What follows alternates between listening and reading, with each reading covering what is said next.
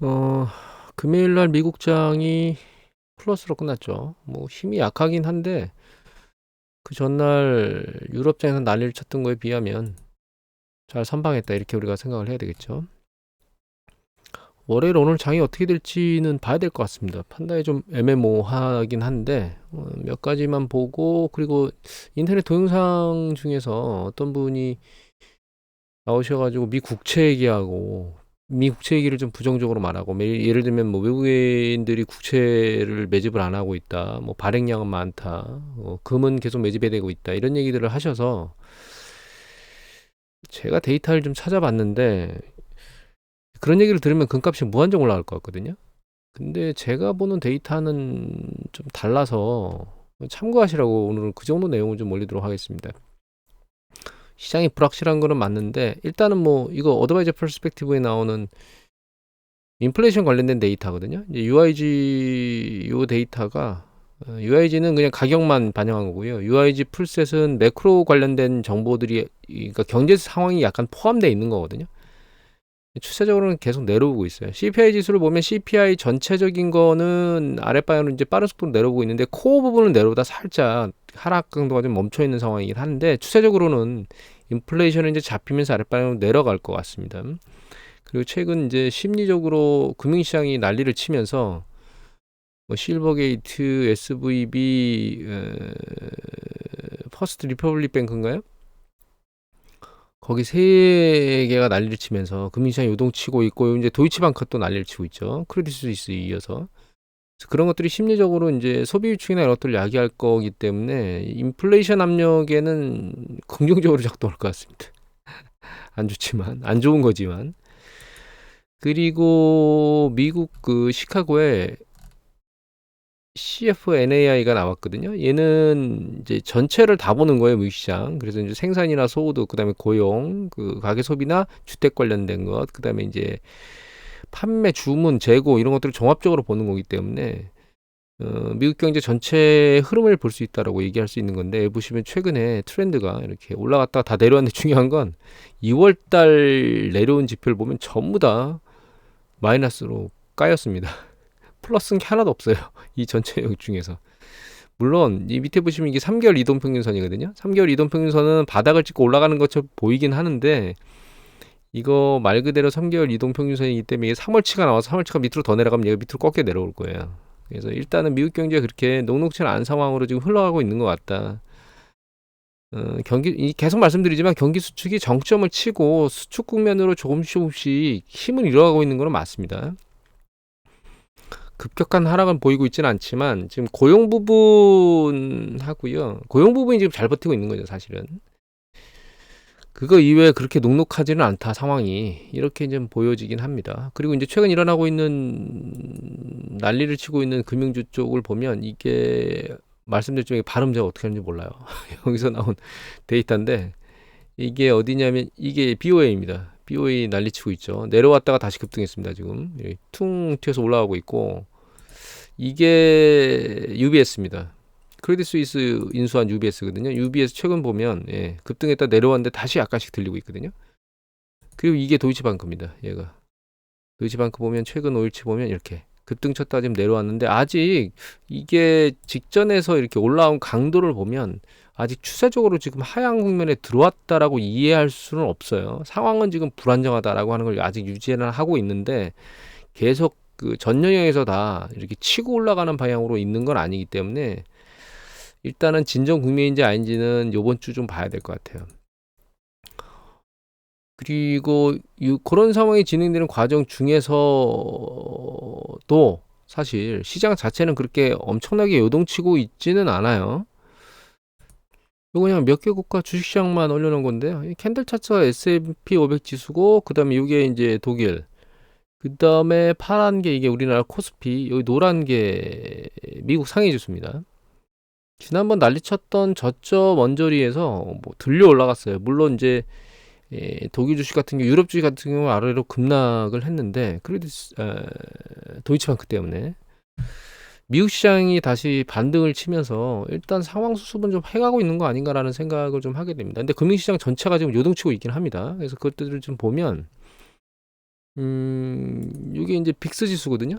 빅스 지수 미국 거 S&P 500 지수 대상으로 하는 거죠. 다만 이게 치고 올라가서 계속 추세적으로 올라가지는 않고 있고 다시 머리를 숙였습니다. 최근 일어난 요동치는 과정을 놓고 보면 이 최근 트렌드 추세가 잠시만요. 이게 너무 길게 보니까 데이터 자체가 일관으로 안 나오는 것 같아요. 이걸 볼까요? 네. 살짝 들려 올라가긴 했지만 이 들려 올라가는 자체가 추세적으로 계속 올라가진 않고 안정면으로 좀 내려와 있긴 하거든요. 그 다음에 이제 이게 미국 국채 그 변동성이에요. 국채 변동성이 최근에 한번 들렸다가 다시 내려왔는데 다시 세차게 올라간 상황이긴 합니다. 근데 이 국채 변동성이 올라간 게 국채 가격이 떨어지는 방향으로 지금 올라간 게 아니고 국채 자체는 가격이 올라가는 방향이에요. 지금 채권 수익률이 떨어지고 있거든요. 빠른 속도로 쭉 빠지고 있죠. 그러니까 이거는 안전자산 선호도로 이 변동성이 커지면서 국채 변동성이 커지는데 안전자산 선호도 위주로 커지고 있다.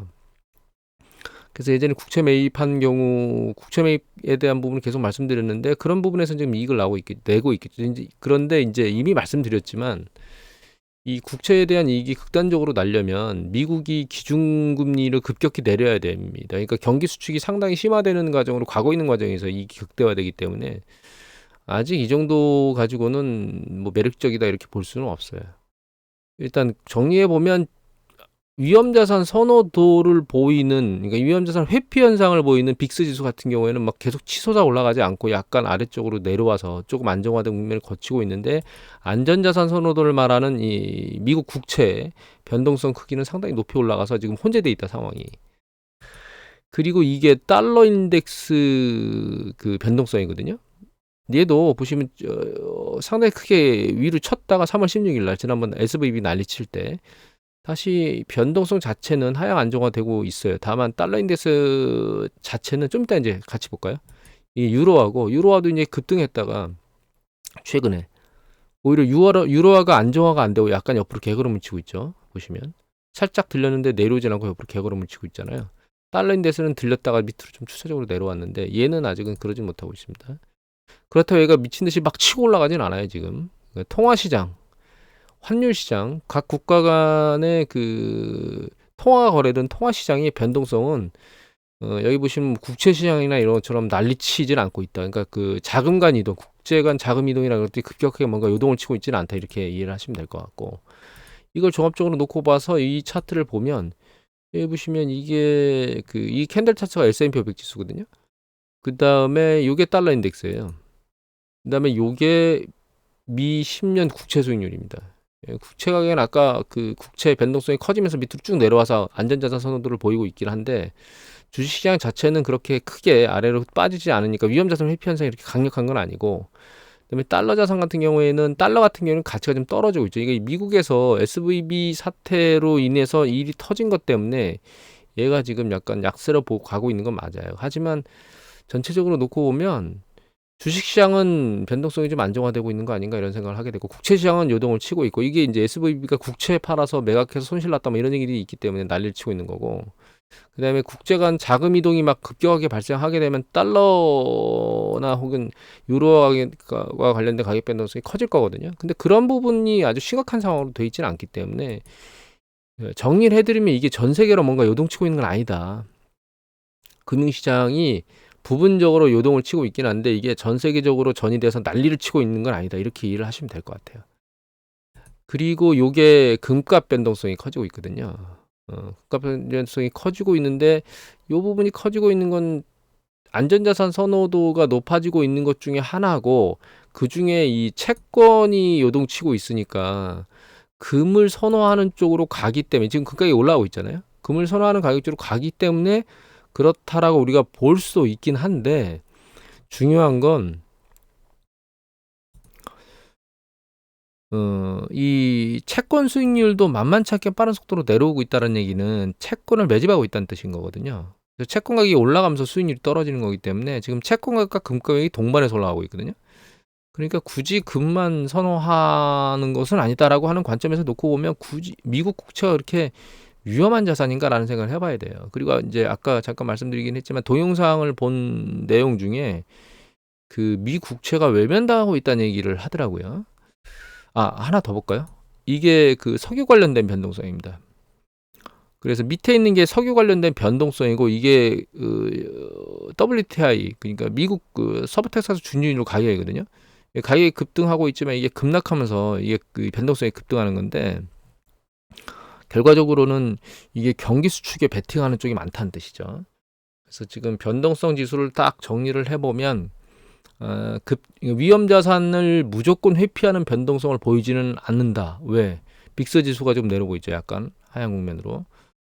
국채 시장은 난리를 치고 있다. 왜? 은행들이 난리를 치고 있으니까. 그래서 국채 시장이 요동을 치고 있는데 그게 가격이 폭락하는 쪽으로 요동을 치는 게 아니고 가격이 급등하는 쪽으로 요동을 치고 있기 때문에 그 미 국채가 안전자산 선호도에서 회피되고 있는 거라고 생각할 수는 없다.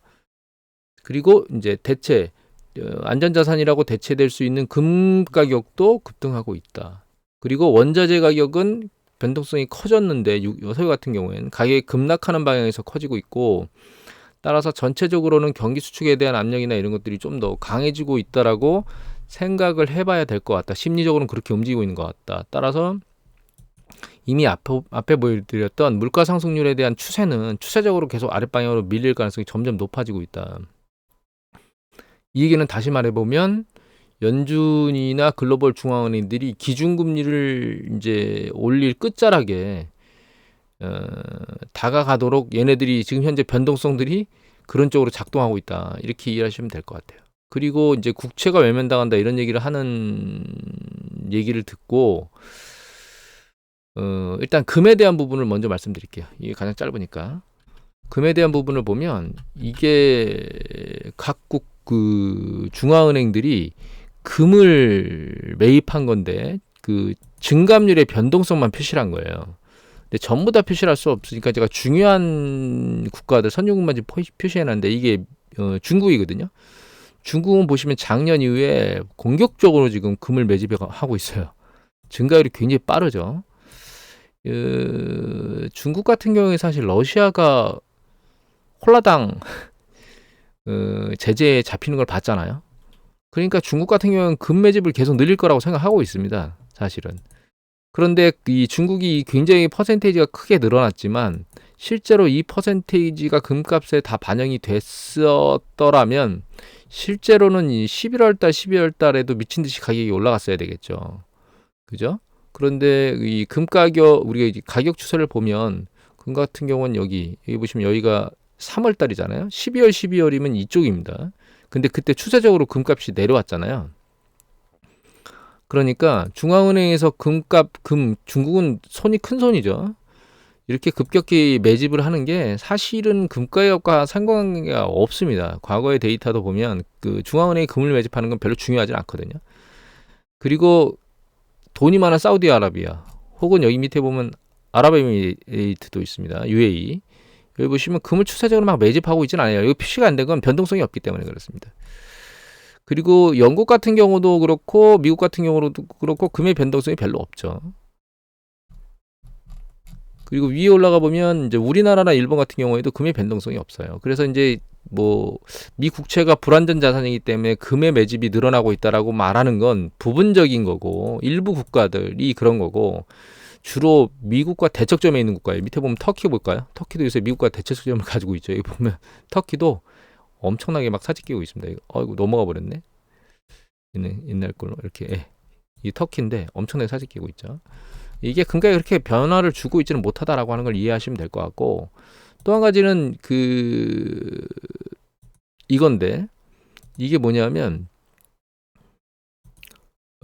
IMF 데이터인데 중앙은행들이 가지고 있는 그 예금 외환 보유고 있잖아요. 외환 보유고에 여기 보시면 그러니까 그 통화당 비중이에요. 그런데 잘 보시면 그분은 이 데이터가 다른 데이터를 쓰신 것 같은데 이 영역 데이터를 조합하셨는지 하여튼 이 그림은 안 나왔는데 여기 보시면 달러 자산이 계속 줄고 있잖아요. 외환 보유액이. 그죠?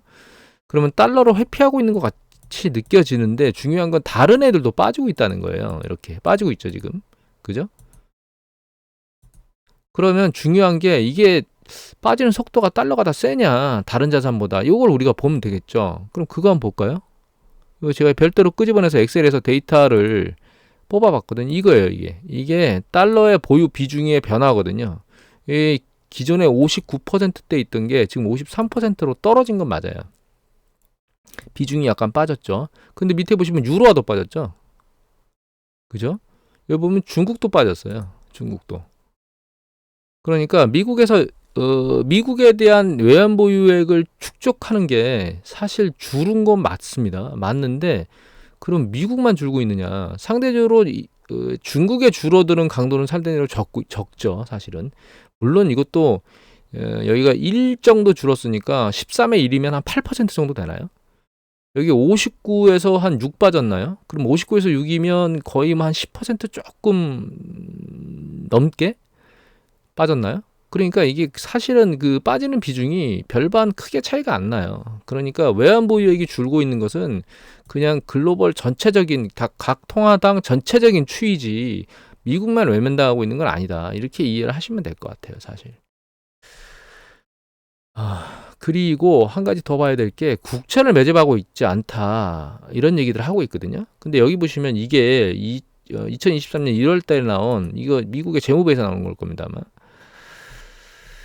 이게 외국의 주요 국가들의 그 국채 보유 비중이에요. 금액이거든요, 얘가. 근데 보시면 일본 같은 경우에는 여기 보유 금액이 줄었다가 작년 10월까지 줄었다가 10월 이후에 추세적으로 늘고 있습니다. 쭉 늘었죠, 1월 달에. 중국 같은 경우에는 보유 비중을 줄이고 있어요, 보면. 추세적으로 계속 줄이고 있습니다. 국채 보유 비중을. 아까 금을 매집하고 있죠. 그래서 미 국채를 금으로 전환하고 있는 것 같은 느낌이 들긴 합니다. 여기 보시면 영국 같은 경우에는 미 국채 비중이 늘어나고 있습니다.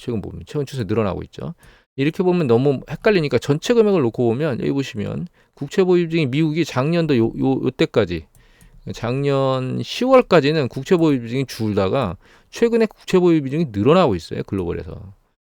그러니까 그분이 데이터를 쓰신 걸 보면서 여러 가지 데이터를 쓰셨거든요. 그런데 근본적으로 총 잔액은 지금 외국 국가들의 미 국채 보유 비중이 늘어나고 있는 패턴이에요.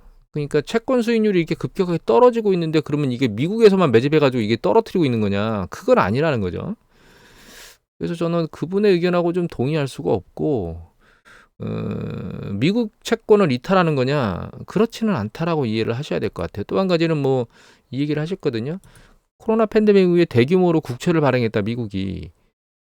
대규모로 발행한 거 맞죠. 그리고 다른 국가들보다 더 많이 발행했을 수도 있습니다. 다만 완전히 회피를 할 수 있는 자산은 아니라는 점에서, 그리고 지금 데이터들을 보면 완전히 회피하고 있는 것도 아닌 걸로 봐서 미 국채의 채권 수익률이 추세적으로 문제를 일으킨다거나 그렇게 생각하지는 않아야 될 것 같아요. 그리고 그분이 쓰신 데이터 중에서 이 데이터를 또 쓰셨거든요.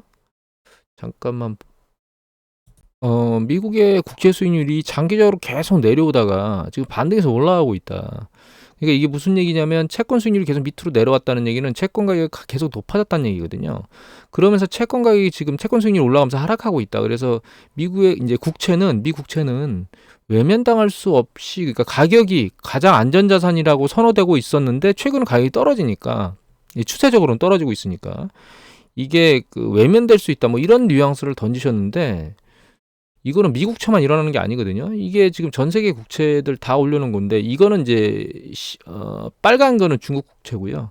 그다음에 여기 밑에 있는 거는 이제 국채를 가격으로 표시한 거기 때문에 이건 잊어버리시기 바랍니다. 이거 가격으로 이거 지우고, 이게 이제 빨간 게 중국 국채고, 나머지 것들이 이제 예를 들면 독일, 일본, 그다음에 우리나라의 국채들이거든요. 영국하고.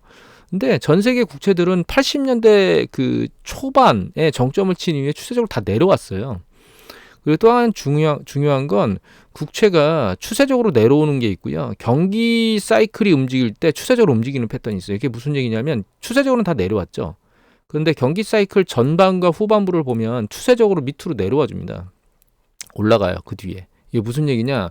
경기 수축 국면 전후에 전체적으로 금리가 모든 국채 금리가 수익률이 좀 밑으로 내려오거든요. 이게 경기 수축에 대한 위험성 때문에 안전자산인 국채를 선호하면서 만들어지는 현상들이에요. 여기 보시면 여기 대표적으로 국채 가격이 추세적으로 여기까지 내려왔었죠, 쭉. 그래서 장기적으로 계속 국채 가격이 올라갔는데 어느 순간에 쭉 올라가면서 국채 가격이 떨어졌잖아요. 그럼에도 불구하고 이 전후 경기 사이클 전후에 국채가 상당히 빠른 속도로 내려오잖아요. 그러니까 지금도 투자 관점에서 놓고 보면 국채 수익률이 상단에 있고 최근 추세로 놓고 보면 수익률이 계속 올라오면서 국채 가격이 떨어진 것처럼 보이고 이게 추세적일 수 있다라고 생각을 할 수 있겠지만 경기 수축이 진행되는 과정 중에 주가가 아랫방향으로 조정이 되면서 이렇게 조정이 되면서 이 가격이 내려오게 될 거예요. 그러니까 긴 안목에 있는 것들을 보는 건 좋은데 경기 사이클 이 정점에서 수축 국면으로 넘어가는 짧은 부분에 대한 해석도가 없는 것 같고요. 그분 같은 경우엔. 두 번째는 이 흐름이 미국 국채에서만 일어나는 현상이 아니고 전 세계 국채에서 다 일어나는 현상이거든요. 따라서 단순히 미국채만 외면당할 수 있는 상황은 아니에요. 그래서 제가 그 동영상이 무엇이라고 말씀을 드리진 않을 겁니다. 제가 그분을 헐뜯는 것처럼 볼 수 있기 때문에.